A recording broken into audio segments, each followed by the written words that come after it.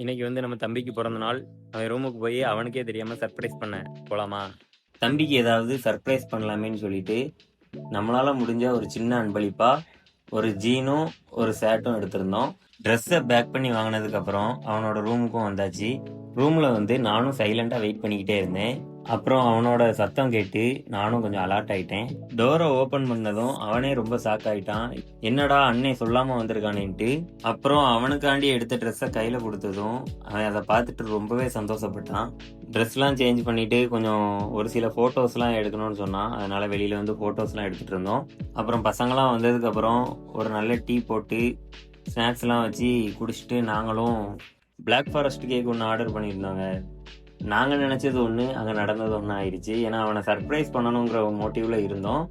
ஆனால் கடைசி பார்த்தோம் அப்படின்னா கேக் வாங்கிட்டு வந்தவரே கொண்டு வந்து உள்ளே வச்ச உடனே அந்த சர்ப்ரைஸ் எல்லாமே அப்படியே கொலாப்ஸ் ஆகிட்டு நாங்கள் ஒரு பிளான் பண்ணது நடக்க.